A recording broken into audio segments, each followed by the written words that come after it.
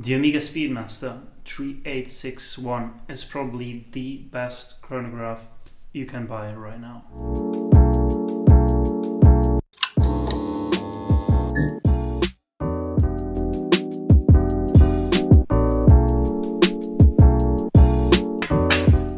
Hi guys, and welcome back to the channel. Before we get into the video, it would mean so much to us if you could check out our Instagram page and also could subscribe to the channel for more videos like this. So let's get straight to the title of this video.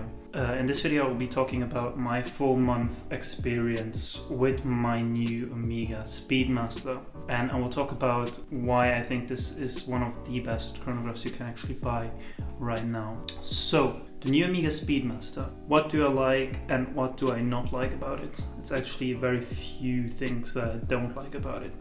But to start off with, let's start off with the aesthetics. This 42mm watch doesn't wear like a 42mm watch.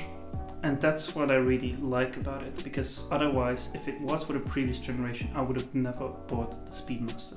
One of my best friends has the old generation, and on a NATO it's still alright, but if you wear it on a bracelet, since the bracelet protrudes the lugs, it kind of wears huge on your wrist, and if you don't have a big wrist, it can look a little bit ridiculous.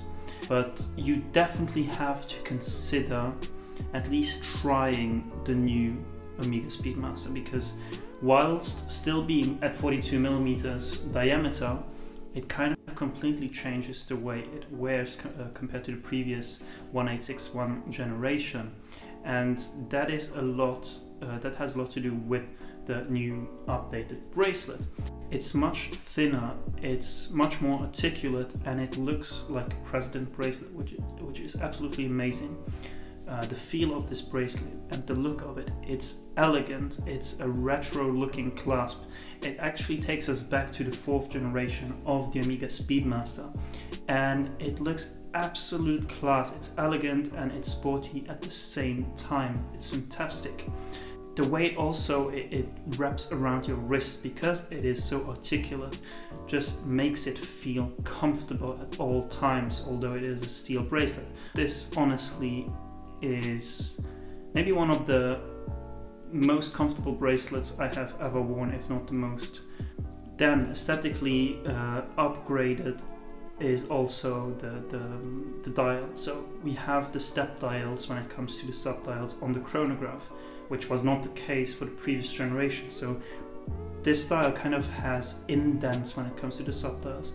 And what I always told clients, and I completely made this up in the sense that it is how I see the watch, and it kind of reflects, in my opinion, the story of the watch, it being the first watch on the moon.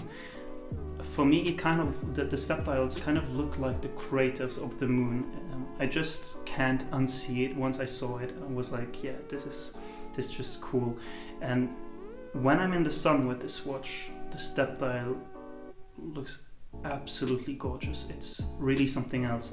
And I know this is super cliche, but every day I wear this watch, there's at least one moment during the day where I'm just staring at the watch and I'm like, it's incredible how beautiful it is. The symmetry and the way that the sub-dials are laid out, the white, black and white contrast, it's everything about the watch is just elegance and sport perfectly mixed together, and I just love that about the watch.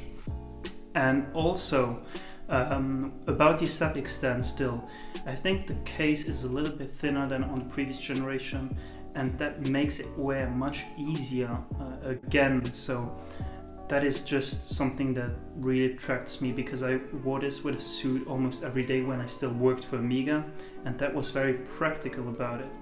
And that brings us on to the versatility of this watch. I literally can wear this with anything. It's not a do-it-all watch in the sense that it is only 50 meters water resistance, but apart from that, stylistically or aesthetically or whatever you want to call it, you can wear this with anything, with a suit, with shorts, with joggers. It's always good looking and it adapts to the situation. I love that about watches. I've said it numerous times.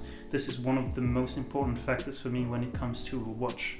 But then also the movement-wise, they improved the movement considerably. Apart from the 2 hours more power reserve compared to the previous one, this is a master chronometer certified movement, meaning that the watch is extremely precise for once and also very resistant to magnetism and shock, and that is something really good to know because I like to wear my watches for pretty much any occasion. So it's a manual wind movement, so you do have to think about winding it.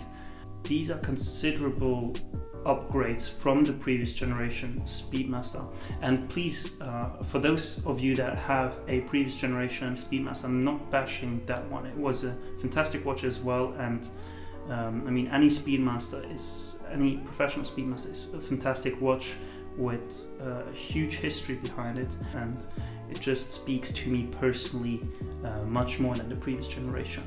And then, apart from movement and aesthetics, I wanted to talk about my experience so far, so especially for people that might be considering buying this watch. I've had it for 4 months, as I said. Most of the time I wore it at work while wearing a suit, and then apart from work I also often wear it when I go to friend's house, basically dressed like this, very chilled out, and I think it still suits me even though I'm not wearing a suit or I'm not dressed up, because this is a watch that, as I said, is super versatile and it adapts to many different situations. I'm not trying to convince anyone, I'm just trying to give you my experience, and you should take that as you wish. But the only thing I can say is that my experience has been incredibly positive.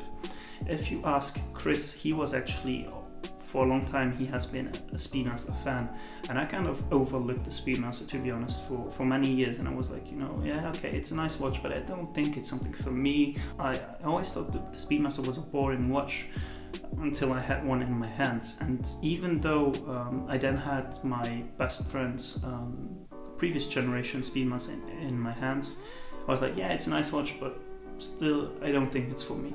Once I had the new generation and I worked for Omega and I tried it on a couple of times, I very quickly fell in love with it for the simple reason that it's just perfect.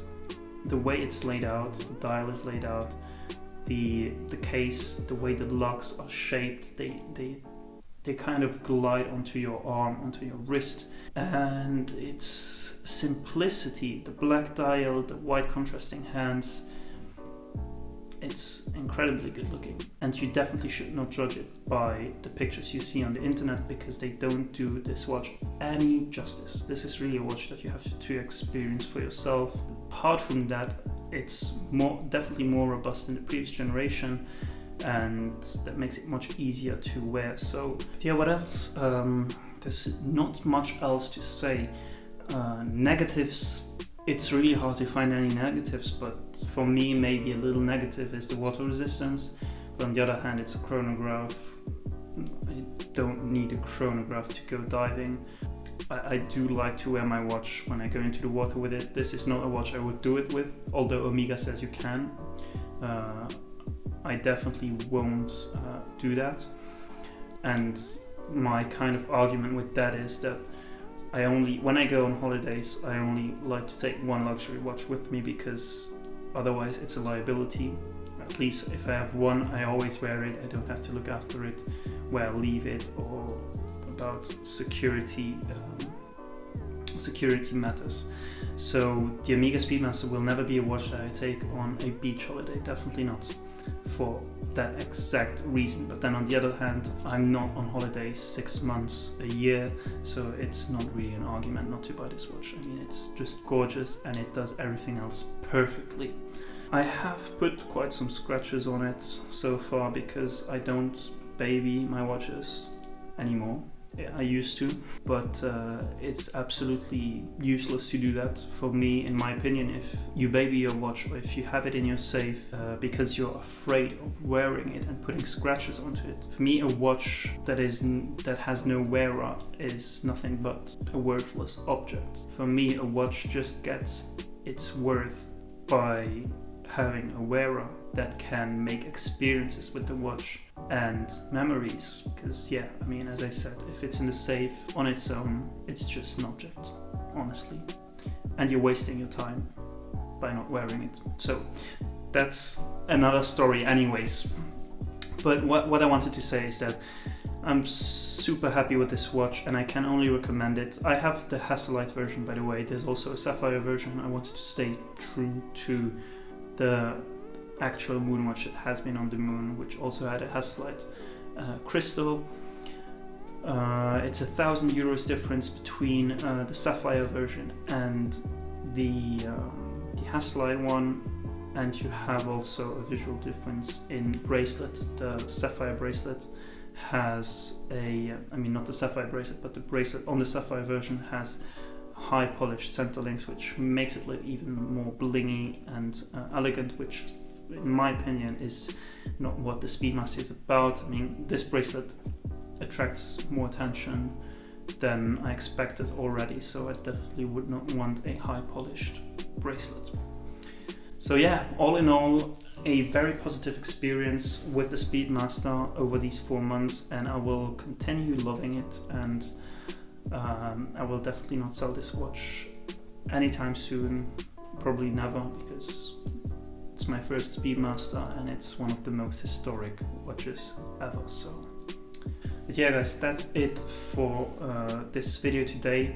I really hope that you enjoyed it, and it would mean so much to us if you could subscribe to the channel for more videos like this and leave a like on this video as well. Share it with your friends and let us know in the comments down below if you are considering to buy the new Speedmaster or if you have any Omega Speedmaster.